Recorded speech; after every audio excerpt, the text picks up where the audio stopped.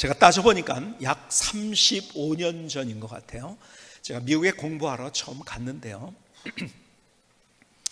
35년 전만 해도 미국은 그렇게 쉽게 갈 수 있는 나라가 아니고, 뭐 지금은 워낙 여행이 자유로운 시대니까요. 그때는 허가도 받아야 되고 뭐 여러 가지 절차가 복잡했어요. 그게 교류가 많지 않았고, 미국이란 나라를 어떤 나라인지를 뭐 그냥 머릿속엔 알고 있었지만 실제적으로는 잘 모르고 있었을 때죠. 그때 제가 미국을 간 지 한 3개월 정도 됐을까요? 그때 저희 교수님 집에 방문할 기회가 있었어요. 어떤 일 때문에 그 교수님 집에를 제가 갔는데요, 마침 그 저녁 때 간 시간이 어떤 시간이면 저녁 식사를 하는 시간이었었어요. 식사를 막 시작하려고 하고 있더라고요. 조금 이제 막 시작하는 중이었었어요. 제가 들어가니까 저한테 묻더라고요. 저녁을 먹었냐요? 근데 제가 대한의 남아로서 안 먹었는데요, 배고픈데요, 어떻게 그럴 수가 있겠습니까? 그래서 우리는 그렇게 체면이 있잖아요. 그래도 그렇죠? 대한의 남아로서 그렇게 함부로 얘기할 수는 없다. 그래서 괜찮습니다 한마디를 했어요. I'm fine, 괜찮아요. 근데 2번을 안 물어보더라고요. 야, 그리고 자기들끼리 맛있게 먹는데요, 그 모습을 보니까요, 제가요 그때 있었던 감정 그대로를 제가 여러분에게 소개를 해드립니다. 너무 얄밉더라고요. 야, 저런 사람이 있을까? 그날 저는 가장 고독하고 외로운 밤, 가장 배고픈 밤, 가장 추운 밤을 지냈어요. 세상에, 아니 그것도 신학교 교수인데 목사님들을 가르치는 사람인데, 목사가 될 분들을 가르치는 분들이 아니 어떻게 저렇게 인정머리가 없을까? 우리는 안 그러잖아요. 그렇죠? 우리는 이래봬도 안 먹었다 하더니 그러지 말고 한 숟갈만 딱 먹어보라고 한 숟갈을 줍니다. 그렇죠? 한 숟갈 주면서 꼭 하는 얘기가 있죠. 한 숟갈 주면은 정 떨어진다고, 정 없어진다고 2숟갈, 3숟갈을 줍니다. 왜 그러죠? 체면 차리는 건 아는 거야. 그렇죠? 우리는 함부로 배고프다고 하지 않아요. 그렇죠? 그러니까 그런 문화에 익숙했던 저는요, 그날 너무 충격을 받았어요. 그래서 몇 개월 동안요, 한 2, 3개월 동안 그 교수가 그렇게 얄미워 보이더라고요. 야, 세상에 저런 사람이 있나. 나중에 알고 봤더니요, 그분이 얼마나 좋은 분인지. 여러분, 미국 사람들은요, 내가 됐다고 하면 된 거예요. 2번 권하지 않습니다. 그러니까 정직하게 한 말을 받아들이는 거예요. 그렇죠? 우리는 체면을 차리고, 그래서 우리 문화는 체면 문화잖아요. 그렇죠?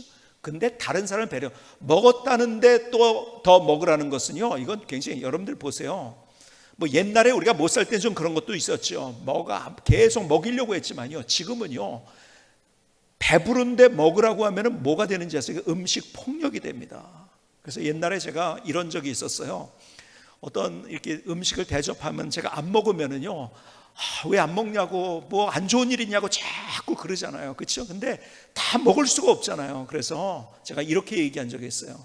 저를 위해서 기도하시죠. 들어 써달라고 기도하시죠.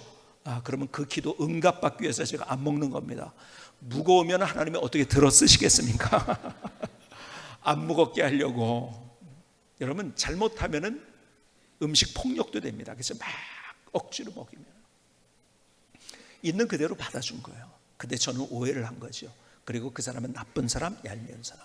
여러분, 우리의 인생에 오해할 때가 참 많이 있어요. 얼마 전에 이런 일도 있었습니다. 우리 막내하고 같이 걸어가는데요, 앞에 한 2사람인가 같이 이렇게 또 이렇게 지나쳤어요. 걷는데, 근데 저희 뒤를 따라오는 사람이 있었어요. 또 그런데 저희 막내가 아빠니까 저의 팔짱을 딱 꼈겠죠. 그러고서 제가 이렇게 가는데요, 거기 있는 사람들이 뒤에서 따라오면서 저랑 같이 갔던 분이 얘기를 해준 거예요. 자, 이랬다고 하면서 저한테 얘기했는데, 우리가 지나가는 모습을 보면서 둘이서 이러고 지나가더래요. 그러면서 둘이서 막 뭐 저럴 수가 있냐 막 이러면서 저희를 보면서 그러더래요. 그러니까 뭐라고 생각하냐면 불륜이라고 생각했던 거예요. 따라하고 지나갔는데 오해를 받았죠. 그렇죠? 근데 왜 오해하는지 아세요? 여러분, 그냥 그런 관계를 잘 모르는 사람들은, 그런 문화, 그런 사람들 잘 접해보지 않은 사람들은요, 당연히 아빠하고 딸이라고 생각할 텐데, 주변에 그런 사람이 많은 사람은 똑같이 취급을 하는 거예요. 그래서 그렇다고 생각을 하는 거예요. 여러분, 우리가요, 나도 모르게 오해하고 오해받는 것이 얼마나 많은지 몰라요. 근데요, 사소한 것에 오해를 하면 괜찮은데요, 우리의 인생에 정말 중요한 것을 오해하면은 그건 불행한 인생이 됩니다. 여러분, 부모님이 사랑하는데도 사랑하는 걸 모르고서 나를 어떻게 했다고 생각하는 사람 불행하게 되는 거예요. 근데 더 중요한 게 있어요.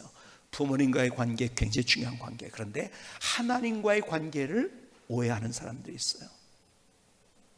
하나님에 대해서 사람들은 이렇게 생각합니다. 나를, 율법을 만들고 나를 옥죄는 사람. 그래서 우리는 어떤 의식이 있냐면, 신앙생활을 하면은 불편해. 왜? 자유롭지 못하니까. 그거 지켜야 되니까. 불편하다고 생각하는 거예요. 나를 옥죄한다고 생각하는 거예요. 이것이 얼마나 하나님에 대한 오해인지 아십니까? 여러분, 우리가 그렇게 오해를 하는 이유가 있어요. 왜? 하나님을 아는데 하나님이 뭐라고 하나님에 대해서 말씀하신가를 듣기보다는 사람들 때문에 왜곡된 하나님을 우리가 알고 있는 거예요. 하나님에 대해서 오해를 합니다. 그래서 하나님을 제대로 몰라요. 하나님 때문에 더 행복한 인생을 살아갈 수 있음에도 불구하고 오해된 하나님을 알고 있기 때문에 우리의 삶이 불행해지는 거예요. 여러분, 중세시대를 이렇게 얘기합니다. 신중심, 르네상스, 인간중심. 그래서 중세시대는 어두운 시대, 그리고 르네상스는 여명이 텄다. 여러분 여행을 하면은요, 유럽 여행을 하면 앵무새같이 듣는 이야기가 이거예요. 이거는요, 너무 잘못 오해하는 거예요. 진짜 그럴까요? 아니에요.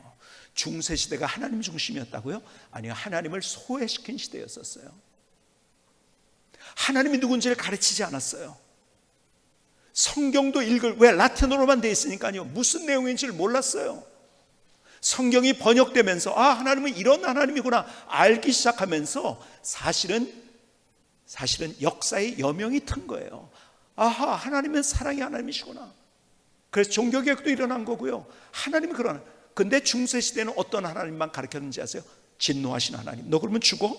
계명을 놓고 너 이렇게 안 하면 너 죽는 거야. 자기의 기득권을 지키기 위해서. 그래서 그 당시에 로마 캐톨릭이 가지고 있었던 재산이 유럽 전체의 3분의 1, 2분의 1 이렇게 된다고 하지 않습니까? 너 해결책이 있어. 어떻게 하는지 알아? 면죄부 사면 돼. 여러분, 하나님을 몰랐던 시대예요. 하나님을 오해했던 시대예요. 그것은 기득권을 지키려고 했던 사람들이 그 기득권을 유지하기 위해서 그렇게 하나님을, 왜곡된 하나님을 가르쳤어요. 왜 그런지 아세요? 다른 모든 종교가 그렇기 때문에 그렇게 얘기가 너무 쉬운 거예요. 무슨 얘기인지 아세요? 다른 모든 종교는 계율만이 있을 뿐입니다. 여러분, 불교, 이슬람교, 힌두교, 유교, 여러분, 그 모든 종교들 계율은 분명히 있어요. 그런데 그 절대자가 내가 너를 사랑한다는 말을 들어보신 적이 있습니까? 여러분, 다른 종교에서는 그 절대자가 내가 너를 사랑한다는 말이 없어요. 단지 계율만이 있을 뿐이에요. 그래서 다른 종교는 다 똑같은 거예요. 내 노력인 거예요.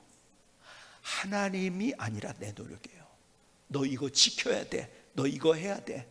그러니까 우리가 막연하게 예수 믿으라고 하면은 그 계율 속에 들어가서 내가 자유롭지 못하고 불편해지고 옥죄한다고 생각하는 거예요.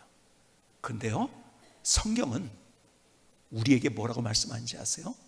계속해서 창세기부터 요한계시록까지 계속 주는 가장 중요한 메시지가 사랑입니다. 하나님이 나를 사랑하신다는 거예요.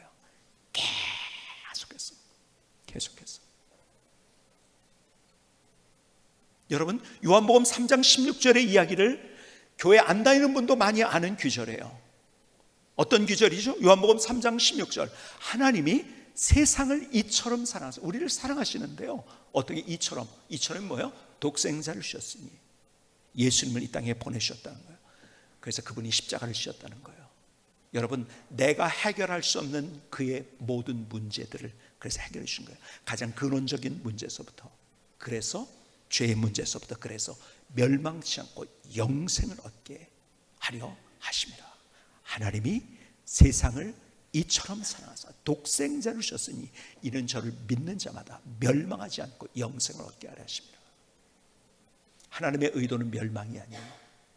구원입니다. 생명이에요. 영생이에요. 왜요? 우리를 사랑하셔서. 근데 우리가 스스로 우리 문제를 해결하지 못하고 있어요. 그러니까 다른 종교는 너 이렇게 하면 돼, 네가 하라는 것을 강조하고 있어요. 네가 이렇게 하면 돼. 모든 종교는 다 똑같습니다. 근데 하나님은 그게 안 되는 걸 아셨어요. 여러분, 내 죄의 문제가 해결될 수 있나요?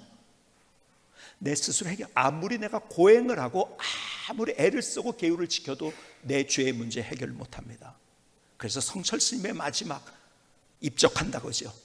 불교에서는 하면서 그분의 일성이 뭔지 아세요? 그렇게 수행을, 우리나라에서 최고로 수행을 많이 한 분이에요.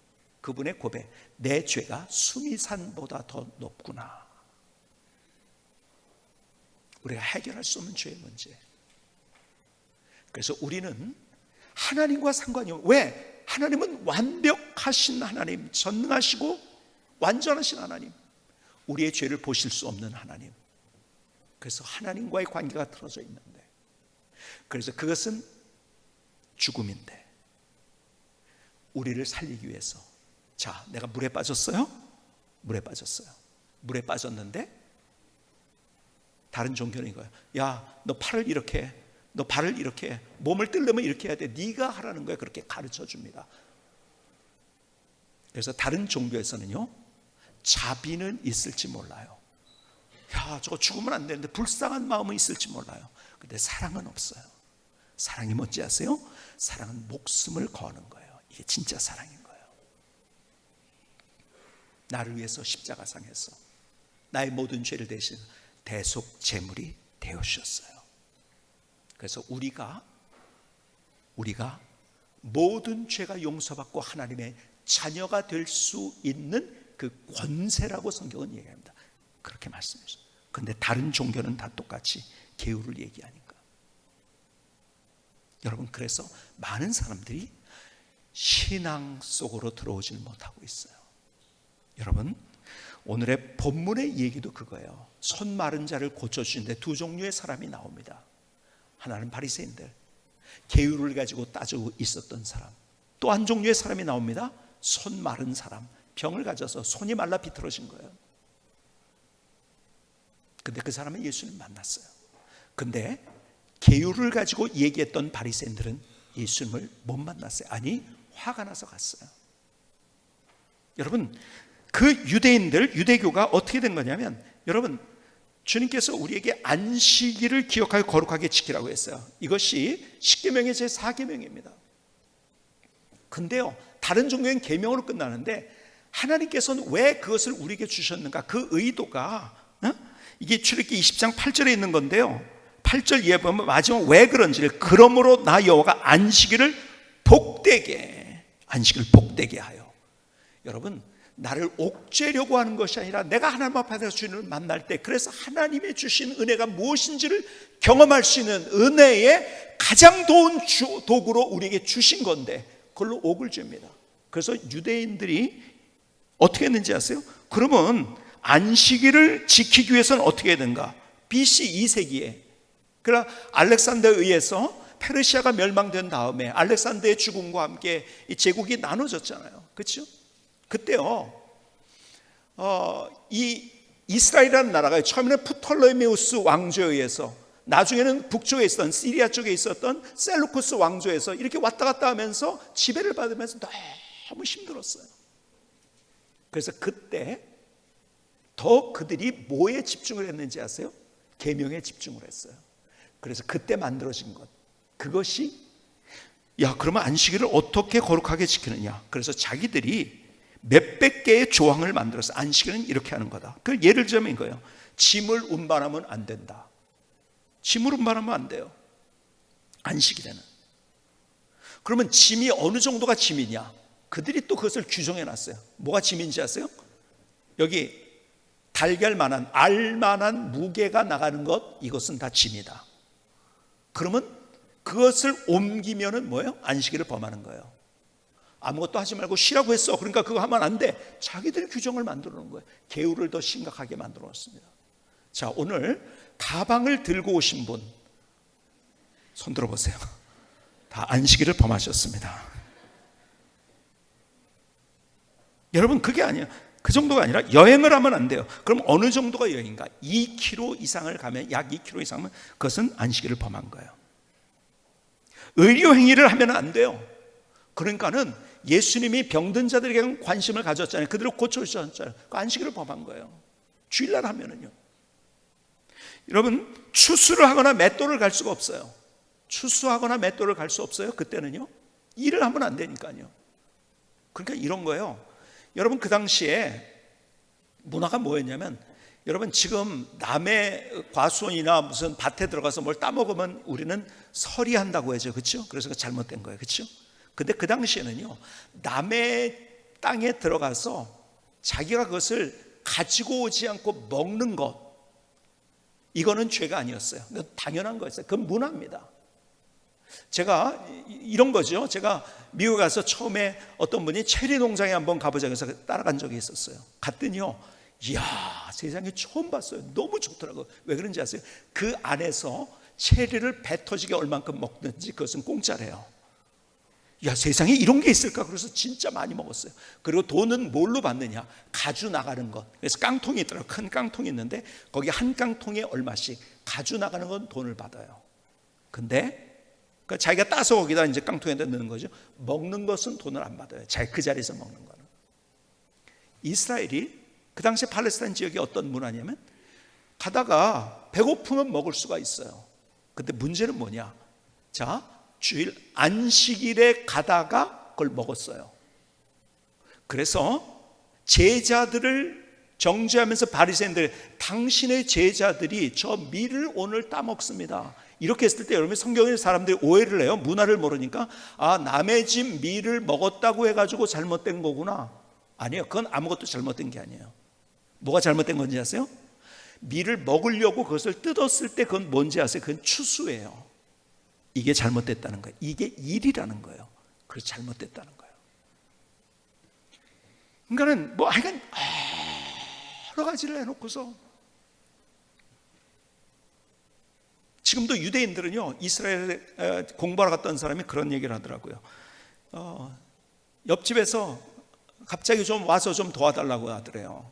그래서 뭔가 했더니 뭐가 잘못돼서 고쳐야 되는데요, 이게 고치지를 못해가지고, 짐을 고치려면 안식일에 어떻게 하지? 짐을 옮겨야 되죠. 뭐 도구를 가져가야 되죠. 그것을 또 일하는 거죠. 그러니까 지금 너무 급한데, 전기가 잘못돼서 급한데 대신 와서 이거 좀 해달라고 그래서 불렀다고 하더라고요. 여러분, 제가 왜 이 말씀을 드린지 아세요? 다른 모든 종교는 뭔지 아세요? 내 노력이에요. 계명을 지키는 거예요. 근데 그것으로는 앞서 말씀대로 내 인생이 더 옥죄고 자유롭지 못한 거지. 더 힘들지, 더 불안하지. 안 되니까 그걸 못했다고 또 내가 불안하고 염려하죠. 아니에요. 내 노력으로 하는 것들은 다, 그러니까 여러분 보세요. 내가 다른 종교뿐만 아니라 나는 하나님이 없다. 그리고 무신론자들이 있어요. 무신론자들도 믿는 게 있어요. 뭘 믿든지 누구나 믿습니다. 근데 자라투스트라는 이렇게 말했던 니체라는 사람, 여러분, 근현대사에 이 사람처럼 영향을 많이 준 철학자는 없어요. 야, 하나님은 없어. 그러니까 네가 할 수 있어. 초인 철학을 얘기합니다. 네가 희망이야. 네가 할 수 있어. 여러분, 똑같은 거예요. 다른 종교의 계명을 지키라는 것과 네가 할 수 있다고 네가 하라고 하는 것과, 여러분, 내가 할 수 있다고요, 진짜? 그래서 내 인생을 내가 만들 수 있다고요? 내 마음대로 할 수 있다고요? 내 뜻대로 할 수 있다고요? 아니에요. 여러분, 사람들이 그래서 니체 때문에 얼마나 열광했는지 몰라요. 니체를 제일 좋아했던 사람이 누군지 아세요? 히틀러예요. 무솔리니에게 이거 봐 하고서 줄 쳐놓고 읽고, 무솔리니에게 주고, 스탈린도 좋아했고. 왜? 네가 할 수 있어. 메시지가 너무 황홀한 거예요. 결국 여러분 보세요. 열매를 보고 안다고 했어요. 그렇죠? 그 열매가 어떻게 됐습니까? 니체는 뭐가 됐어요? 미치광이가 돼서 죽었어요. 몇 년을 그렇게 앓다가. 내가 하려니까 미치광이가 되죠. 힘들죠. 고통스럽죠. 이거 할 수 있는데 왜 안 됐지 하면서 어쩔 줄 몰라죠. 여러분, 내가 하는데 된다고요? 아니에요. 바보 같은 거죠. 그처럼 허무한 인생은 없는 거죠. 네가 1등하면 돼. 1등을 위해서 했어요. 그렇다고 해서 행복해졌나요? 네가 돈 많이 벌면 돼. 네가 할 수 있어. 했죠. 그래도 되나요? 내 근원적인 문제가 해결되나요? 안 되는 거예요. 근데 사람들은 거기에 막 열광을 합니다. 인생의 마지막에서 아니라는 걸 알게 되는 거죠. 그럼 다 똑같아요. 다 똑같아요. 그런데요, 하나님만이 우리에게 말씀하는, 내가 너를 사랑한다는 말, 여러분, 이것이 하나님만이 우리에게 말씀하세요. 그리고 우리에게 말씀하세요. 우리에게 은혜를 주신다는 말씀. 내가 할 수 없는 것을 그분이 할 수 있도록. 오늘도 찬양대 찬양을 그 내용이잖아요. 하나님의 그 은혜. 사도 바울이 그 험악한 세월 속에서 정말 기가 막힌 하나님의 역사들, 토인배가 얘기한 대로 사도 바울이 타고 갔던 배는 유럽을 싣고 갔던 배였다라고 놀라운 그러한 업적을 이룰 수 있는 이유, 그게 계속 난 할 수 없어. 근데 내게 능력 주신 자를 살 수 있어. 하나님의 은혜야. 하나님의 은혜를 구했을 때 기적을 경험하고 하나님의 함께 하신 증거 원적들을 경험하면서 그의 삶이 드라마요, 그의 삶이 노래요, 찬양이요. 감옥 속에서도 노래할 수 있고 찬양할 수 있었던 거예요. 다시 하나님께서 우리에게 주신 말씀 들어보실까요? 요한복음 3장 16절에 하나님이 세상을 이처럼 사랑하사 독생자를 주셨으니 이는 그를 믿는 자마다 멸망하지 않고 영생을 얻게 하려 하십니다. 내가 수행을 해도 고행을 해도 노력을 해도 계율을 지켜도 안 되는 것을 하나님께서 우리에게 하게 하시다고 말씀하시는 거예요. 요한일서 4장 10절, 뭐 계속 이런 구절들이 많은데요, 요한일서 4장 10절은 사랑은 여기 있으니 우리가 하나님을 사랑한 것이 아니요 하나님이 우리를 사랑하사 우리 죄를 속하기 위하여 화목제물로 그 아들을 보내셨습니다. 우리를 사랑하셔서 목숨을 거셨다는 거예요. 그분이 화목제물, 뭐예요? 하나님과 우리가 원수가 됐어요. 왜? 죄 때문에. 하나님과 우리 사이가 구렁텅이가 생겼어요. 그분이 화목제물이 되어서 하나 되게 만드셨어요. 브리지르가 되셨어요. 중보자가 되셨어요. 요한일서 4장 18절은 이렇게 말씀합니다. 사랑 안에 두려움이 없고 온전한 사랑이 두려움을 내쫓나니. 두려움에는 형벌이 있습니다. 두려워하는 자는 사랑 안에서 온전히 이루지 못하느니라. 이 세상을 살면서 우리는 얼마나 두려워하고 염려하고 우리의 인생을 살아가나요? 왜 그런지 아세요? 하나님의 사랑을 우리가 알지 못하기 때문에. 하나님의 사랑을 알지 못하기 때문에. 그래서요, 요즘 100살을 살았지만은 100년을 사신 분이 요즘 아주, 요즘 표현으로 핫하게 떠오르는 분 한 분이 계세요. 그분의 책이 요즘 베스트셀러가 되고요. 혹시 누군지 아세요? 네? 100세가 됐는데 더 지금 사람들이 찾고 인터뷰를 하고 책을 낼 때마다 베스트셀러가 되고, 누구죠? 우리나라 1세대 철학자, 1세대 철학자로 불려지는 김형석 교수님. 이분의 쓴 책 요즘 100년을 살아보니, 뭐 예수 뭐 이런 책도 있고요. 선하고 아름다운 삶을 위하여, 영혼과 사랑과의 대화, 고독이라는 병. 제가 학교 다닐 때도 이분의 책을 읽으면서 굉장히 많은 인사이트를 제가 얻었는데요, 그분이 참 재밌는 얘기를, 100세를 살아본 다음에 재밌는 얘기를 하더라고요. 자기는 살면서 계속 책을 쓰고 그러니까 인세도 들어오고 돈이 좀 있어가지고 나눌 수 있대요. 넉넉하대요. 근데요, 그분이 그런 그 고백 가운데 이런 얘기 하나 하더라고요. 자기가 돈이 많고 아들한테 그냥 100만 원씩 용돈 줄 수 있대요. 근데요, 딸이 20만 원을 갖다 아버지 용돈 쓰세요 그러면 그렇게 좋대요. 귀 있는 자는 들을지어다. 자기가 능력이 있어도 자녀들이 그렇게 하는 것은 너무 좋다는 거죠. 다시 한번 귀 있는 자는 들을지어다. 근데요, 이분이 하는 얘기 가운데 이 얘기를 드리려고 하는 거예요. 이분이 이런 얘기를 하더라고요. 그대로 이분이 한 말을 그대로 제가 읽어드립니다. 철학은 인간에 대해 알려주지만 인간이 처한 문제는 해결을 못 해줍니다. 그러면 종교가 해결을 해주느냐? 뭐라고 했을까요? 질문을 했어요 지금. 자, 철학은 인간에 대해 알려주지만 인간이 처한 문제는 해결해주지 못합니다. 그러면 종교가 해결을 해주느냐? 뭐라고 대답했을까요? 틀릴까봐 제 얼굴만 쳐다보고 계시네. 답이 뭔지 아세요? 아닙니다. 종교가 해결하지 못한다는 거예요. 나는 그 답을 예수에게서 찾았습니다. 다른 종교는 다 똑같은 거예요. 그 종교가 그렇게 네가 노력하고 계율을 얘기하니까 사람들이 네가 해야 돼, 네가 희망이야, 네가, 요즘 나오는 책들이요 다 그런 책이에요. 네가 해야 돼, 네가 이렇게 하면 돼, 네가 이렇게 하면 돼, 다 네가 희망이야, 네가. 그래서 사람들은요 더 절망스러운 세대를 살아가고 있는 거예요. 다른 종교는 다 똑같아요. 근데 주님께서 우리에게 말씀하세요. 내가 너를 사랑한다고.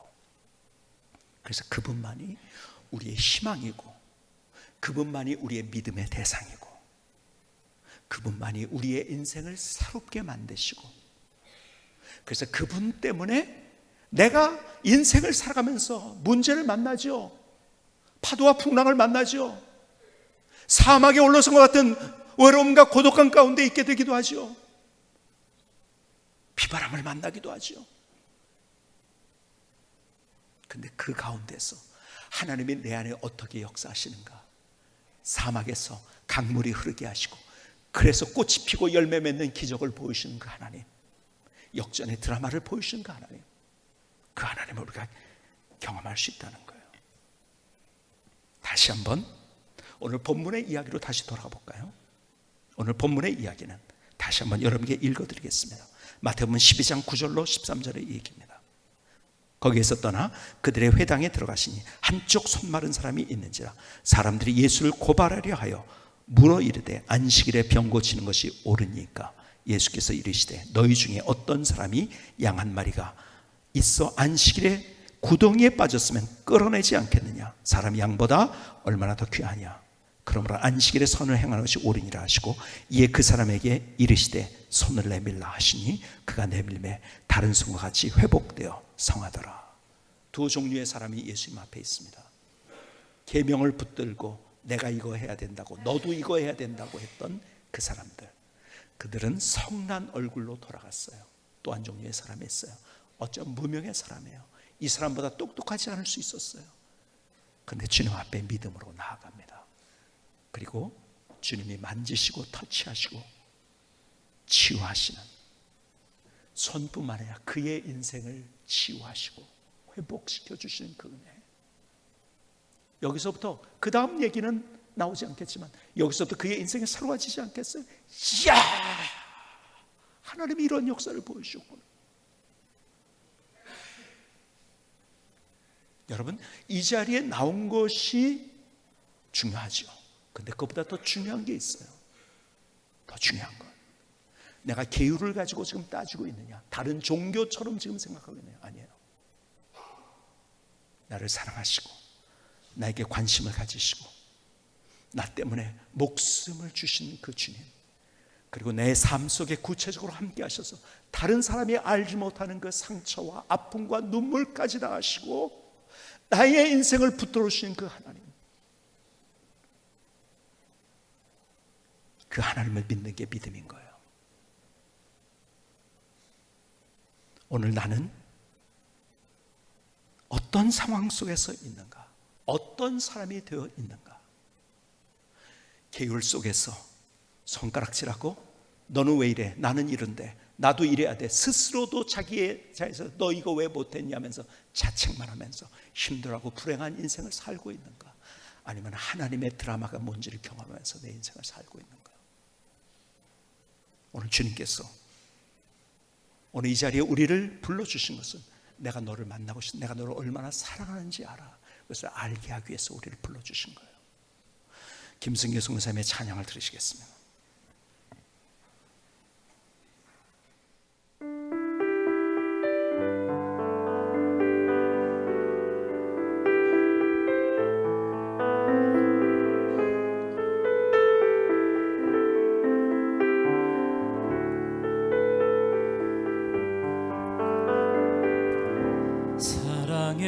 하나님, 좋으신 하나님, 나를 만지소서, 나를 터치하소서. 새로운 인생을 만드소서.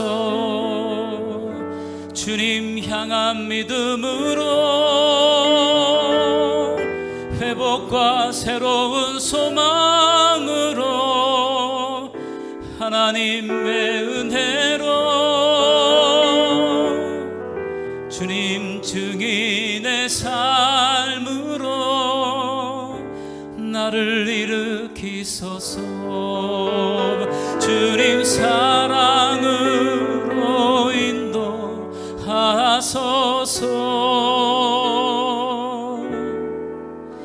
주님 함께하는 삶으로 인도하소서. 사랑의 하나님, 좋으신 하나님, 나를 만지소서, 나를 터치하소서. 새로운 인생을 만드소서. 주님 향한 믿음으로, 회복과 새로운 소망으로, 하나님의 은혜로, 주님 증인의 삶으로 나를 일으키소서. 주님 사랑으로 인도하소서.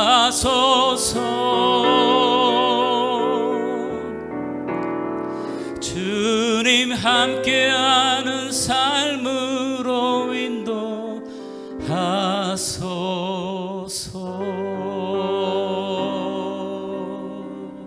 아멘. 하나님, 나의 고백입니다. 나의 결단입니다. 하나님, 나를 하나님, 나를 받아 주시옵소서. 제 고등학교 때 친구 얘기를 여러분에게 드리려고 해요. 그 친구가 저에게, 이 친구는 암으로 먼저 하늘나라에 간 친구예요. 그 친구가 나에게 마지막 유언이 뭐냐면, 자네 유관재 목사, 자네가 목사가 아닌가, 그리고 내 친구니까 나를 너무 잘 봤지, 내 얘기를, 사람들을 많이 만날 텐데 만날 때 내 얘기해 주면 좋겠네.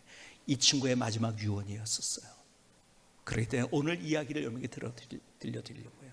이 친구는 고등학교 때 저와 친한 친구였었어요. 이 친구 얼마나 똑똑했는지요.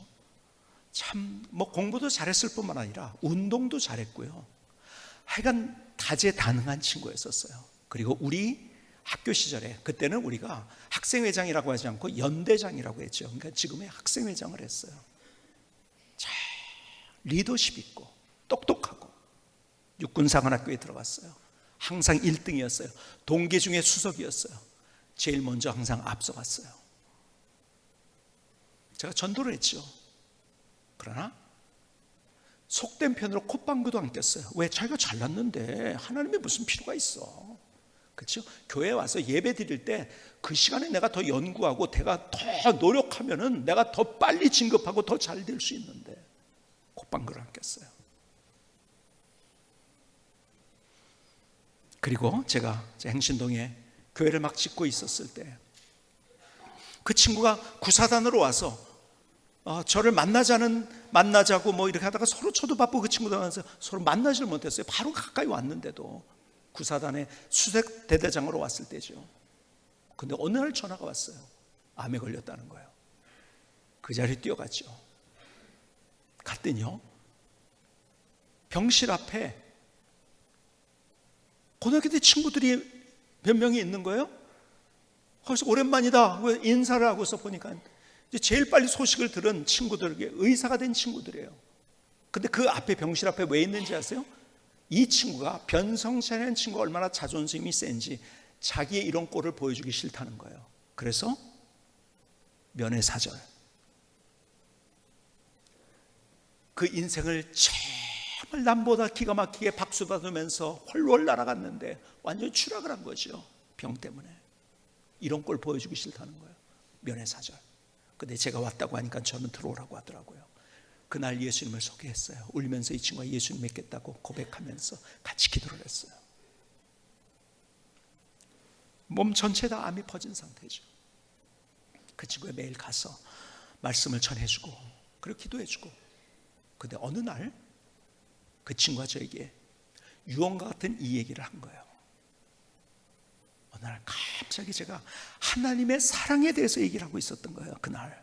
그랬더니 깍깍거리면서 울더라고요. 막 그렇게 막 통곡을 하면서. 그런데 한참 울다가 진정하면서 저한테 3가지를 얘기하더라고요.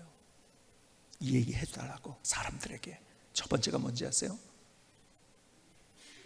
나는 이제까지 살면서 인생의 끝이 있다는 생각 한 번도 해보지 못했다네. 사람들에게 끝이 있다는 것, 그리고 끝을 준비해야 된다는 것을 얘기해 주게나. 내 얘기를 하면서 그 얘기해 주게나. 첫 번째, 인생의 마지막이 있다는 것을 얘기해 주라고. 두 번째가 이거예요. 이제 예수님을 알고 나서 내가 예수님 믿고 나니까 내 과거가 얼마나 불쌍한 과거였는지, 내 과거가 얼마나 어리석은 과거였고 얼마나 억울한 과거였는지, 예수님 없이 산 인생, 사람들은 야 대단하다고 나한테 박수 쳐주고 내가 1등한 것 때문에 우쭐하기도 했지만 그것이 나에게 행복을 주지 못했고, 그리고 그러는 과정 속에서 자기가 얼마나 고독했는지, 힘들었는지, 외로웠는지 막 울면서 그 얘기를 하는 거예요. 나 바보 같았다고, 나 억울하다고, 예수님 없이 산 인생이 억울한 인생이고 가장 불쌍한 인생이었다고 울면서 저한테 그러는 거예요. 같이 그날 얼마나 그 친구랑 울었는지 말이에요. 마지막 그 친구 3번째 하는 얘기가, 이제 하나님의 사랑을 내가 알았는데 내가 마지막 그래서 나 때문에 인생을 그냥 1등한 것에 급급하면서 가지 않고 하나님이 나를 사랑하셨기 때문에 나도 주님을 사랑합니다. 그 마음 때문에 내 손이 움직이고 발이 움직이고 내 몸이 움직여지지 못한 채 주님 앞에 산다는 것이 너무 부끄럽다고 사람들에게 얘기하라고. 그 하나님의 사랑 때문에 손이 움직이고 발이 움직이고 몸이 움직이라고. 그날 그 친구랑 같이 얼싸안고서 얼마나 울었는지 몰라요.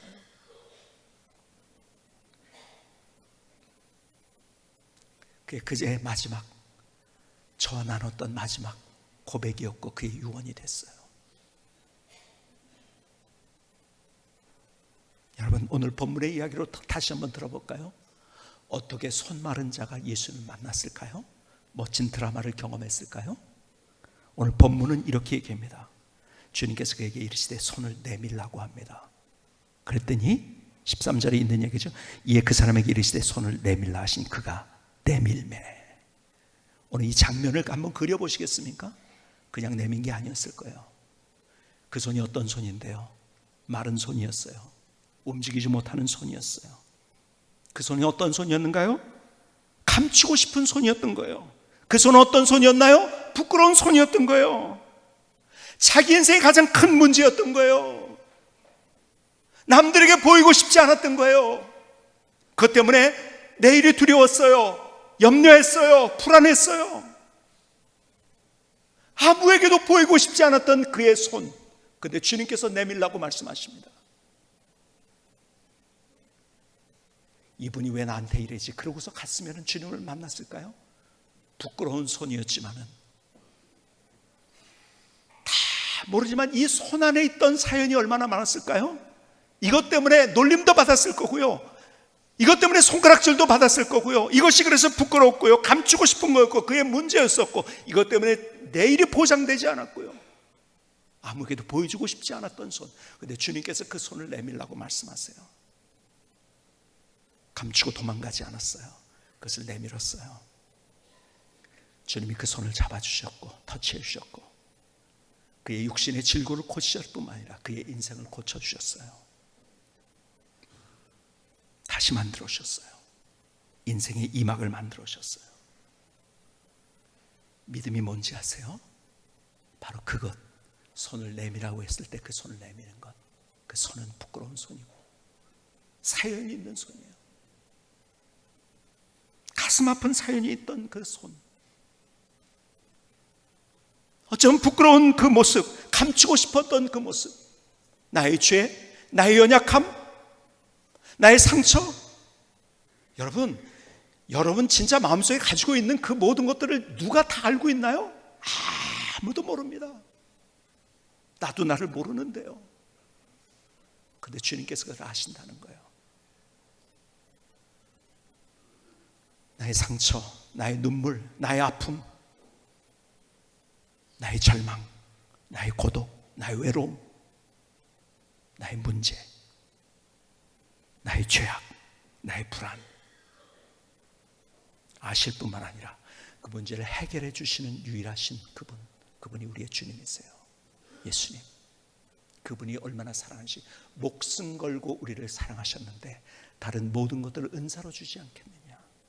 우리를 영적으로 구원하실 뿐만 아니라 우리의 육신의 삶 속에서 하나님이 누구신지 발자국 속에 보이게 만들어주시는 그분. 오늘 다시 이 장면을 여러분의 머릿속에 그려보시면서 그 자리에 있다고 한번 생각해 보시겠습니까?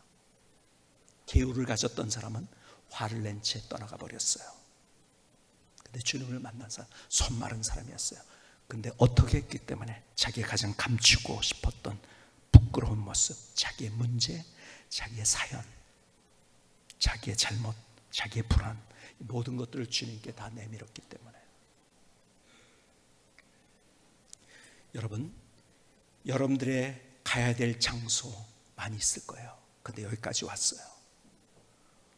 오늘 그 나를 사랑하시는 그 주님, 내게 손을 내밀라고 말씀하시는 그 주님, 그래서